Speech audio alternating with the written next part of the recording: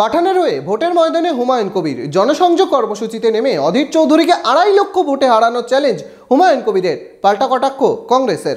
বহরমপুর শহরেই four star deluxe premium hotel with luxury and comfort golden retreat. এখানেই জেলার একমাত্র ডিস্কোথেক, আছে রেস্টুরেন্ট, লাউঞ্জ বার, অত্যাধুনিক gym, spa, swimming pool, club মেম্বারশিপের সুযোগ। বহরমপুর শিল্প তালুকে গোল্ডেন রিট্রিট।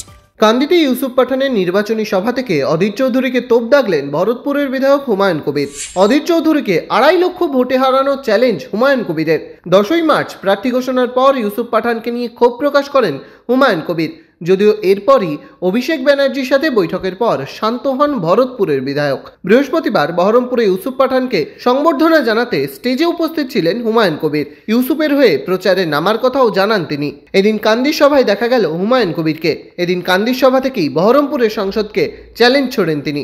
আমি 43,383 2700 প্লাস জীবন শাহ টোটাল মিলে 1,71,000-এর ব্যবধানে আমরা কিন্তু আগিয়ে আছি বিজেপির সঙ্গে। আর এদের প্রাপ্ত ভোট কত জানেন? আমাদের প্রাপ্ত ভোট ছিল 3 জন মিলে 2,70,000। বড়ুয়া, ভরতপুর এবং কাঁদি। অপূর্ব সরকার, হুমায়ুন কবির, জীবন শাহ প্রাপ্তি ভোট 2,70,000। বিজেপির প্রাপ্তি ভোট 1,77,000। আর কংগ্রেসের প্রাপ্তি ভোট অনলি 89,000 প্লাস। 90 ক্রস করেনি। এটা কেন বললাম? সাংবাদিক বন্ধুরা ভালো করে শুনে নেন। অধীর চৌধুরী যতই এবার বলুক যে আমি বাইরের প্রার্থী, আমাকে এই এলাকার মানুষ 5 বার নির্বাচিত করেছে, তারাই আমাকে ভোট দিয়ে নির্বাচিত করবে। ভুল বন্ধু, এই পরিসংখ্যান মিলবে না। অধীর চৌধুরী হাটে মামা হারিয়েছে 2021 সালে। 21 সালে বহরমপুর লোকসভার মধ্যে একমাত্র বহরমপুর। 2019 সালে যখন 90,000 লিড নেয়, সেই বিধানসভা পদ্ম ফুলে কি করে 2021 সালে তার ঘনিষ্ঠ প্রার্থী মনোজ চক্রবর্তীকে হারিয়ে দিয়ে পদ্ম ফুলে ফুটায় বহরমপুর শহরে। অতি চালাকের গলায় দড়ি বলে একটা গ্রামগঞ্জে কথা আছে। অধীর বাবু, আপনার সেই হাল 2024-এর নির্বাচনে 4 জুন যেদিন রেজাল্ট হবে, অতি চালাকের গলায় দড়ির পরিণত অধীর চৌধুরীর জন্য অপেক্ষা করছে। অধীর রঞ্জন চৌধুরী কত ভোটে এখানে পিছিয়ে যাবে?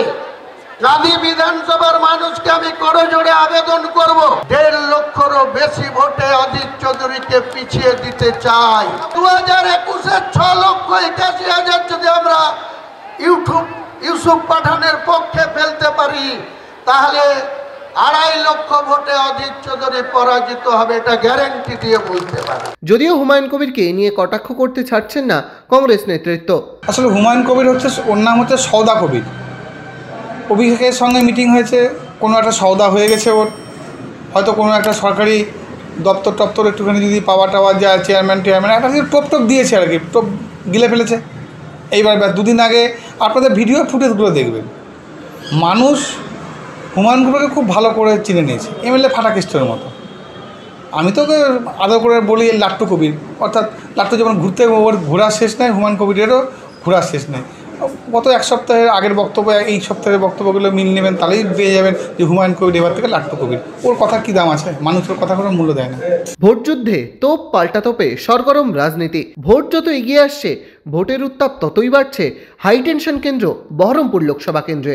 Bureau report, imagine community media.